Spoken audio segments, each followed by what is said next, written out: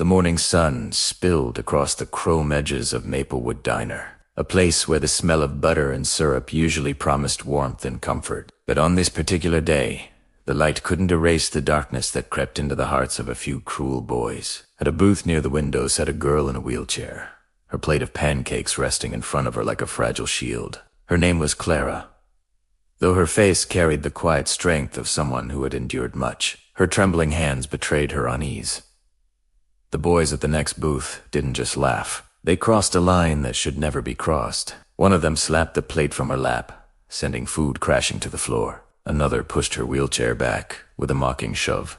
The diner froze. The laughter of the bullies rang louder than the clatter of the falling plate. Clara's eyes welled with tears. She tried to hold them back, but humiliation burned hotter than any pain. If you believe that kindness should always conquer cruelty and that no one deserves to be treated this way, take a moment right now to like this video, comment, share it, and subscribe to our channel. Together, we can remind the world that compassion is stronger than hate. Clara's life had never been easy. Born with a spinal condition, she relied on a wheelchair. Her parents always told her that her spirit was meant to soar, even if her legs could not. She clung to that belief, though the world often seemed determined to crush it. Every day, she faced quiet stares, whispered remarks, or the pitying smiles of strangers. But what she faced that morning went far beyond pity. It was cruelty sharp enough to wound the soul.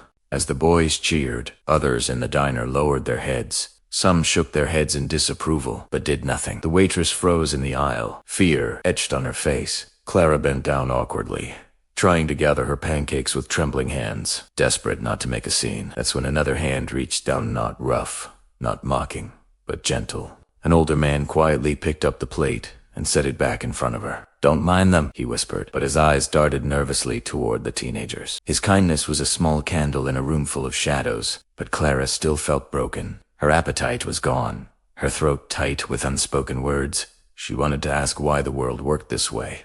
An uur later, something unexpected happened. It began as a low rumble, almost like thunder. Heads turned as the sound grew louder. Dozens of motorcycles rolled into the parking lot, their chrome glinting under the daylight. The sight alone was enough to make conversations hush. The unmistakable insignia of a famous biker club was emblazoned on their leather jackets as they parked in a perfect line, engines growling like an approaching storm. The bullies, who just moments ago carried themselves with arrogance, suddenly grew restless.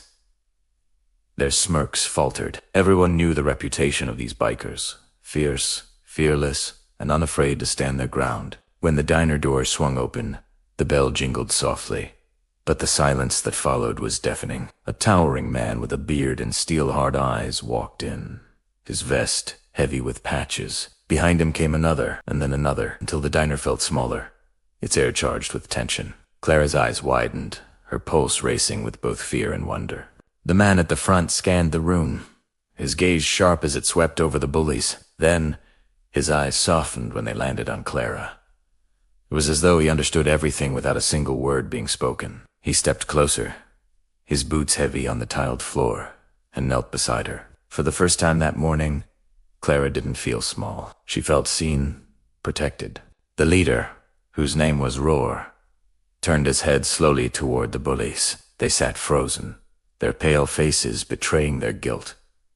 No one dared to laugh now. Roar's voice was low and steady, but powerful enough to cut through the silence. Though Clara couldn't hear his exact words, she saw shame wash over the bullies' faces as their bravado melted away. One by one, they slid out of the booth and stumbled toward the exit, heads lowered, avoiding every gaze. Outside, the motorcycles formed a wall of steel and leather, ensuring their humiliation was complete before they fled.